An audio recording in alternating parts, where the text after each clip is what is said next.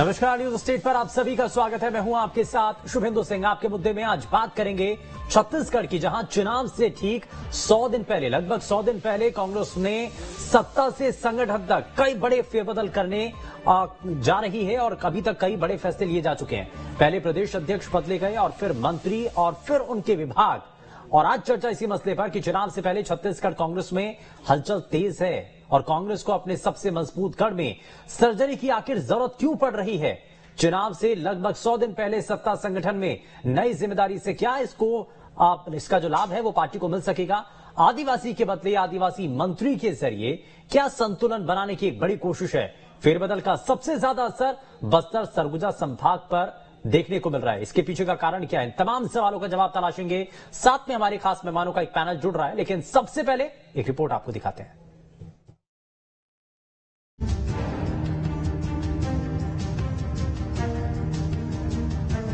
छत्तीसगढ़ में चुनावी साल में कांग्रेस में सत्ता से लेकर संगठन तक हलचल है।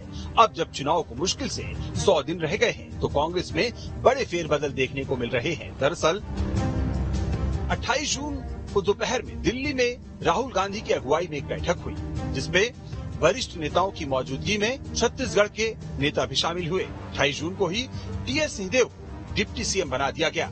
इसके बाद 12 जुलाई को छत्तीसगढ़ कांग्रेस के प्रदेश अध्यक्ष मोहन मरकाम का इस्तीफा हुआ।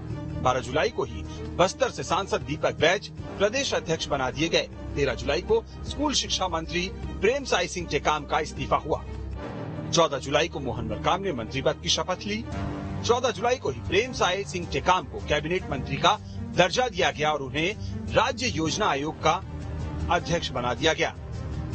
तो परिवर्तन की ये टाइमलाइन बता रही है कि जिस छत्तीसगढ़ को कांग्रेस अपना सबसे मजबूत किला मानती है, वहां चुनाव से ऐन पहले इंटरनल सर्जरी की जरूरत आन पड़ी है। Team news state.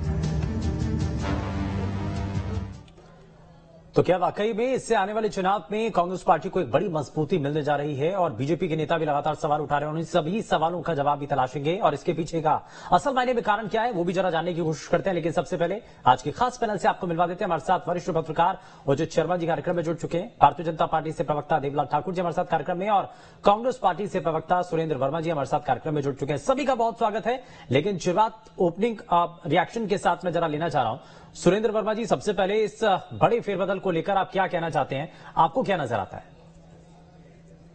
शुभेंदु जी, निश्चित रूप से पार्टी संगठन में तय करती है कि किसकी क्या भूमिका होनी है, किसको कौन सा उत्तरदायित्व देना है। और अनुच्छेद 164 के तहत राज्य के मंत्री परिषद में फेरबदल होते रहते हैं। पहली बार नहीं है, भाजपा के 15 साल के शासन में दर्जनों बार हुए हैं।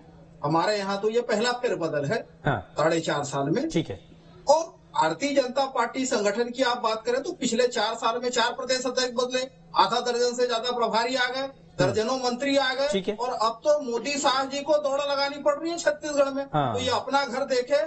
कांग्रेस में तो सबका, कांग्रेस को छोड़ दे लेकिन बीजेपी अपने घर को देख ले, ये कहा जा रहा है। ये ओपनिंग रिएक्शन जो कि कांग्रेस पार्टी के प्रवक्ता सुरेंद्र वर्मा जी का सामने आया। मैं जरा जल्दी से एक रिएक्शन देवलाल जी आपसे भी ले लेता हूं इस पर। ओपनिंग रिएक्शन कांग्रेस में संगठन से लेकर के और कैबिनेट तक में जो बदलाव नजर आ रहे हैं, वो कह रहे हैं कि हम जो कर रहे हैं ठीक है, लेकिन आप अपनी पार्टी के भीतर झांक लीजिए। बदल वो ये तरी छत्तीसगढ़ के कांग्रेस सरकार ला बदल दो, ऐसा हमारे जन नेता श्री नरेंद्र मोदी जी ने जब छत्तीसगढ़ में बोला तो कहीं न कहीं कांग्रेस की जो ये सरकार है चिंतित हो गई, घबराहट से अब अपने पार्टी के अंदर ही बदलाव कर रही है, चाहे संगठन में बदलाव करे तो चाहे मंत्रिमंडल में बदलाव करे तो। रही बात मोहन मरकाम की मंत्री बनने की, तो कहीं न कहीं इस प्रदेश के मुख्यमंत्री जो दाऊ हैं वो दूध तो पूरा दूध लिए हैं, अब गोबर बिनने के लिए मोहन मरकाम को मंत्री पद दे दिए है। बचे ही कितने दिन है? भ्रष्टाचार करके उन्होंने छत्तीसगढ़ को तो पूरा लूट ही दिया है। ठीक है। चाहे कोयले के दलाली में सरकार, उस पर मैं आपसे जवाब दूंगा सर, उस पर डिबेट करेंगे पूरी। लेकिन जरा मैं, ठीक है, समय दोनों से कम है। ओपनिंग रिएक्शन में आपसे ओपनिंग रिएक्शन में सिर्फ जानना चाह रहा था। मैं जरा उचित शर्मा जी के पास जरा जल्दी से जा रहा हूँ। उचित शर्मा सर, किस नजरिए से देख रहे हैं ये फेरबदल और इसको लेकर हो रही सियासत, क्या संकेत है चुनाव से ठीक पहले? देखिए सुरेंद्र जी, आप इसको 2 तरीके से समझ सकते हैं। एक कि छत्तीसगढ़ की राजनीति मोदी की विजिट के पहले की और मोदी की विजिट की बात है। मोदी की पहले की विजिट में मैं इसलिए कहना चाहूंगा कि मोदी की पहले की विजिट सब कुछ हरा भरा लग रहा था कांग्रेस को, हर चीज में उनको ऐसा लग रहा था कि हम अपर हैं। मगर मोदी की विजिट के बाद जिस तरीके से पूरे जितने शीर्ष नेतृत्व की लगातार विजिट हो रही है, लगातार आना जाना चल रहा है और छत्तीसगढ़ को फोकस ले लिया गया है। वह राजस्थान में, ये आप 3 स्टेट की अगर बात करें तो राजस्थान में Bharatiya Janata party comfort position में है, मध्य प्रदेश में कंफर्ट पोजीशन में है, बहुत ऊपर नीचे नहीं है तो बराबरी में है। मगर छत्तीसगढ़ में ऐसा बिल्कुल भी नहीं है। छत्तीसगढ़ में बीजेपी की इकाई और कांग्रेस दोनों में काफी गैप है और यही भारतीय जनता पार्टी एक वो गैप को भाप चुकी है। इस कारण अपनी पूरी फोर्स जो है वो छत्तीसगढ़ की तरफ केंद्रित कर चुकी है। और इसी गैप को, यानी कि ये जो दूरियां हैं, इसको पाटने की कोशिश है और इसी गैप को भरने के लिए केंद्रीय नेतृत्व तो पूरी तरीके से कमान अपने हाथों में ले चुका है। लगातार एक के बाद एक दौरे हो रहे हैं। मैं वापस लौटूंगा सर, जरा ओपनिंग रिएक्शन में जाना चाह रहा था, वो हो चुका है। मैं जरा सुरेंद्र वर्मा जी, अब शुरुआत आपके साथ कर रहा हूं। ये बार बार आरोप लगाए जा रहे हैं भारतीय जनता पार्टी की तरफ से, विपक्ष की तरफ से, कि सरकार बदलने जा रही है, इसी डर के कारण अब कांग्रेस पार्टी संगठन से लेकर के सरकार तक में फेरबदल कर रही है। इसका जवाब दीजिए सर। वेंदु जी, सुपा बोले तो बोले, छलनी भी बोले, जिसमें 72 छेद। मैंने पहले भी कहा, जो 4 साल में 4 प्रदेश अध्यक्ष बदले, वो कांग्रेस में पहले बदलाव पर 28 जून 2023 को माननीय मोहन मरकाम जी का सफलतम कार्यकाल, चौथा साल जो है वो पूरा हुआ, 3 साल के लिए बनाए गए थे। लेकिन भारतीय जनता पार्टी इस प्रकार से अनर्गल बयानबाजी कर रही है, ये बताए इनके 2 प्रदेश अध्यक्ष। वो कह रहे हैं सरकार जाने का डर है, इसलिए संगठन में बदलाव कर रहे हैं। अच्छा, भाजपा ये तय करेगी। भाजपा में तो नेतृत्व का इतना संकट है, हाल ही में 3 प्रदेश अध्यक्ष बदले हुई है। आंध्रा में डी पुरंदेश्वरी जी को बनाया गया, वो कांग्रेस से आयातित है। कृष्णा राव जी है, रेड्डी जी कृष्णा रेड्डी जो है तेलंगाना में बनाए गए, वो कांग्रेस से आयातित है। और छत्तीसगढ़ में तो जो 15 साल सरकार में रहे, कद्दावर मंत्री रहे, बृजमोहन अग्रवाल, राजेश मूणत, अमर अग्रवाल, गौरी शंकर अग्रवाल, आज किसी भी पद में नहीं है। जितने आदिवासी नेता है, ननकीराम तंवर सबसे वरिष्ठ नेता है भाजपा में। आज क्या हालत है उनकी? ओबीसी सबसे बड़ा वर्ग है, चंद्रशेखर साहू की क्या स्थिति है? धर्मलाल कौशिक को पहले प्रदेश अध्यक्ष से हटाया, फिर 2.5 साल के भीतर नेता प्रतिपक्ष से हटाया। आज क्या पोजीशन है पार्टी के भीतर? ये ठीक है। अब जरा जवाब ले लेते हैं। देवलाल ठाकुर जी, ये बताइए ना, कांग्रेस पार्टी के प्रवक्ता ये कह रहे हैं हमने संगठन में अगर बदलाव किया तो ये हमारा अधिकार था, लेकिन आप भी तो देखिए आपकी पार्टी के भीतर कितने बदलाव हो चुके हैं। क्या उस वक्त भी आपको डर था, या आपको आज भी डर है इसलिए आप बदलाव करते जा रहे हैं? प्रदेश अध्यक्ष से लेकर के तमाम जो बड़े पद हैं उसमें बदलाव किया जा चुका है। देखिए, कांग्रेस अपने संगठन में बदलाव करे, लेकिन ये समय इसलिए बोलना पड़ रहा है क्योंकि अभी जो मोहन मरकाम जी विवादित तरीके से इनके प्रभारी और मुख्यमंत्री से इनकी अनबन हो चुकी थी। भ्रष्टाचार के मामले को उस आदिवासी नेता ने 100 करोड़ का जो भ्रष्टाचार, लेकिन कांग्रेस पार्टी के नेता नहीं मान रहे ना, देश के मुख्यमंत्री ने उसको उस आदिवासी नेता ने उठाया था।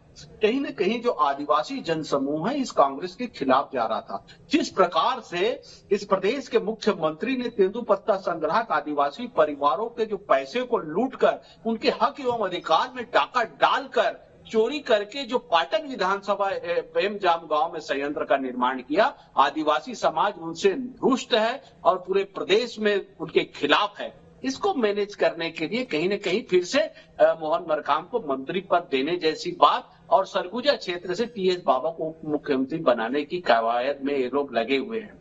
लेकिन जिस प्रकार से तेंदुपत्ता संग्राहक परिवारों को 16 लाख मानक बोरा कब खरीदी की गई, आज आदिवासी परिवारों को उनका पारिश्रमिक नहीं दिया जा रहा है, आज बोनस नहीं मिल रहा है। आप कह रहे हैं कि कांग्रेस पार्टी में जो बदलाव हुआ उसके बाद से आदिवासी तबका नाराज है, लेकिन उन्होंने तो बैलेंस कर लिया ना। और इस कांग्रेस पार्टी ने इसीलिए तो बैलेंस कर लिया ना, तो नाराजगी कहां से रह गई फिर? संरक्षित करने का कार्य कांग्रेस की सरकार कर रही है। नहीं, आप ये तो बताइए ना देवलाल जी, आप कह रहे हैं कि कांग्रेस पार्टी ने आदिवासियों को नाराज कर लिया, लेकिन ऐसी तो कोई बात नजर नहीं आ रही है। उन्होंने अगर एक आदिवासी नेता को हटाया तो किसी दूसरे नेता को अगर बिठाया तो वो भी आदिवासी वर्ग से ही आते हैं।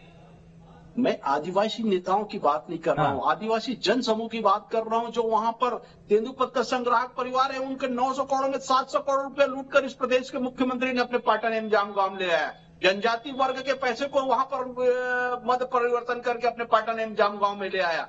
दूसरा तेंदुपत्ता संग्राहक परिवार के लगभग, चलिए बड़ा आरोप लगा रहे हैं आप, बड़ा आरोप लगा रहे हैं, इसलिए जरा जल्दी से जवाब ले लेता हूं। सुरेंद्र वर्मा जी जरा जवाब दीजिए, उसको बांटने, जवाब दीजिए सर। वो कह रहे हैं कि आदिवासी तेंदुपत्ता मामले को लेकर आदिवासी वर्ग आपसे नाराज है।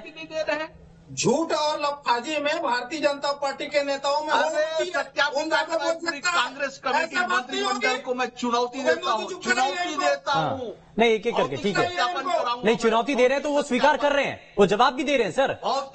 ठीक है, जरा सुन तो लीजिए एक बार, जवाब सुनिए पहले जरा। सुरेंद्र वर्मा जी जरा जवाब दीजिए, वो चुनौती दे रहे हैं खुल करके। गाँव में मेरे साथ चले पूरा मंत्रिमंडल, ये व्यक्तिगत स्वार्थ, ये वही तेंदुपत्ता संग्राहक परिवारों को, आदिवासियों के खून पसीने की कमाई को अगर इस तरह इस प्रदेश का मुख्यमंत्री लूटेगा, नहीं ठीक है, एक मिनट जरा मैं क्लियर कर दूं। नहीं एक एक करके सर, ठीक है, एक मिनट जरा देवलाल जी, अगर आपने आरोप लगाया है, आप खुली चुनौती दे रहे हैं तो वो भी स्वीकार कर रहे हैं और वो जवाब दे रहे हैं। सुनिए जरा पहले एक बार क्या कह रहे हैं। हाँ सुरेंद्र जी जवाब दीजिए। नहीं बन रहा है इसका मुख्यमंत्री इस प्रदेश का, ये बताए। अरे छोड़ दो बीच में, नहीं ठीक है, बताइए सुरेंद्र जी, बताइए देवला जी एक मिनट। ये वही छत्तीसगढ़ है शुभेंदु जी, जहाँ 700 गांव से 3 लाख आदिवासियों को पलायन से मजबूर किया, 2,500 रुपया प्रति मानक में खरीदा जाता था। चुनौती स्वीकार कर रहे थे ना, नहीं एक एक करके ना सर। देवला जी सुनिए एक मिनट जरा, पहले सुन लीजिए उसके बाद काउंटर कीजिएगा। हाँ नहीं मैं समझ गया आपकी बात में, तो ये बोलना पड़ रहा है। 2018 के पहले कांग्रेस में हुआ करता था, कांग्रेस ने जिला पंचायत का अध्यक्ष भी बनाया था। ये व्यक्तिगत स्वार्थ मुख्यमंत्री डाका डाल रहा है, आदिवासियों के मुंह से निवाला छीन लिया है उसके। नहीं एक मिनट देवला जी एक मिनट जरा सुनिए, एक मिनट जरा सुरेंद्र जी और देवला जी एक मिनट जरा सुनिए, एक एक करके। आपको जब मौका दिया तो आपने अपनी बात रखी ना। सुरेंद्र जी सुन रहे थे आपको, एक एक करके, ठीक है सुरेंद्र जी बात रखिए। देवलाल जी प्लीज इस तरीके से नहीं।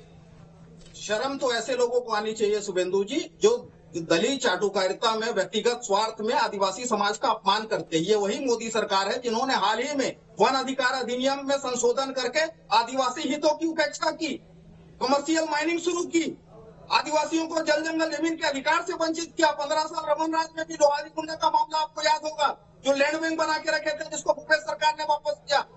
मोदी सरकार देश की पहली सरकार है जिन्होंने तेंदुपत्ता बीमा का केंद्रांश बंद किया। 2019 में भूपेश सरकार ने अलग से योजना लागू की शहीद महेंद्र कर्मा के नाम पे। वनोपज का संग्रहण जो है 600 गुना बढ़ा है, 74% पूरे। ठीक है, सिरे से खारिज कर रहे हैं, यानी कि आप, मैं वापस से जरा मैं इस पर एक रिएक्शन लूंगा देवलाल ठाकुर जी से, लेकिन जरा मैं उचित शर्मा जी को जोड़ लेता हूं। उचित शर्मा सर एक चीज बताइए कि बार बार ये कहा जा रहा है कि क्योंकि विपक्ष आरोप लगा रहा है, उनको मौका मिल रहा है, वो कह रहे हैं कि संगठन से लेकर के सरकार तक में बड़े परिवर्तन किए जा रहे हैं। मोदी जी आए उसके बाद ये सब हो रहा है क्योंकि प्रेशर में आ चुकी है सरकार, कांग्रेस पार्टी का संगठन दबाव में है। क्या वाकई में ये नजर आता है क्योंकि चुनाव भी सर पर है?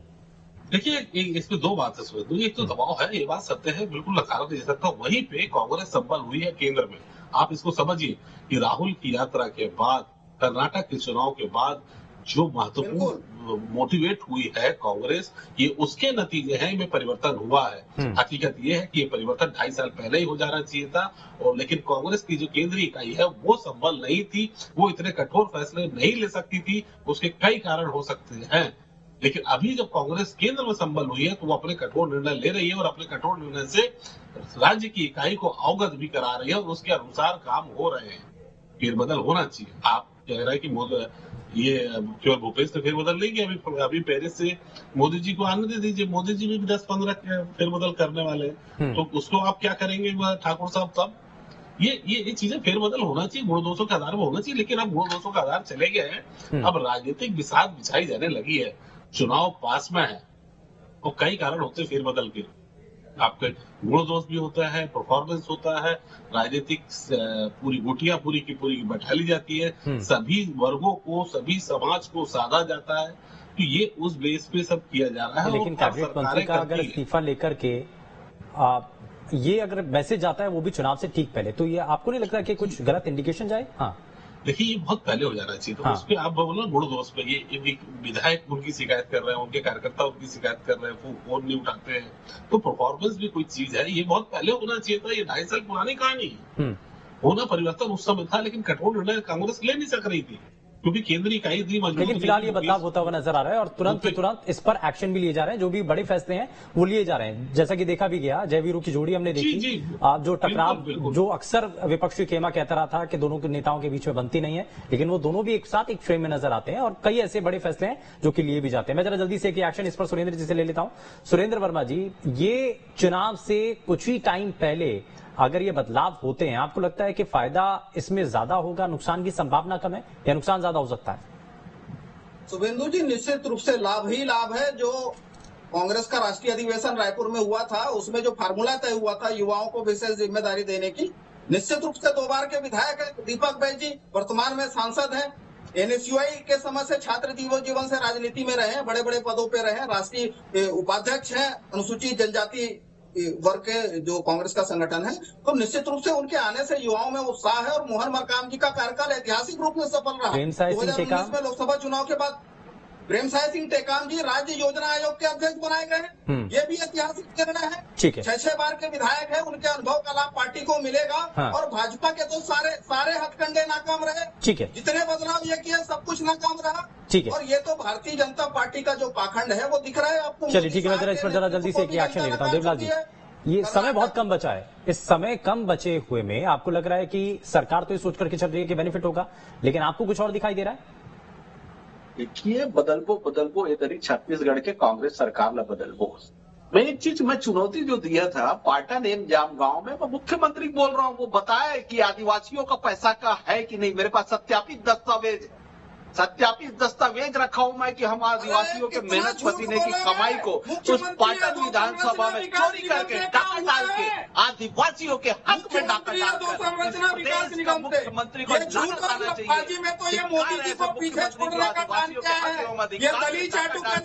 वहां बना रहे हैं आदिवासियों का पैसा है, इस प्रदेश के मुख्यमंत्री को बताना पड़ेगा। फिर से बोल रहा हूँ, इस प्रदेश के मुख्यमंत्री को बताना पड़ेगा कैसे वो आदिवासियों का शोषण कर रहा है। कांग्रेस हमेशा आदिवासियों का शोषण की है, हमेशा वोट मांग सकती है, आदिवासी समाज को कभी माफ नहीं करने वाला है।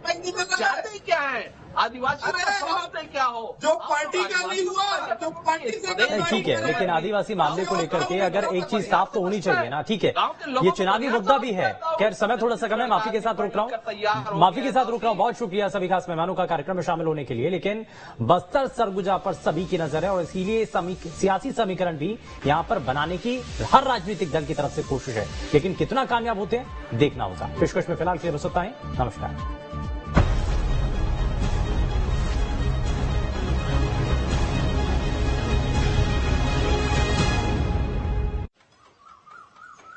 सालों बाद आए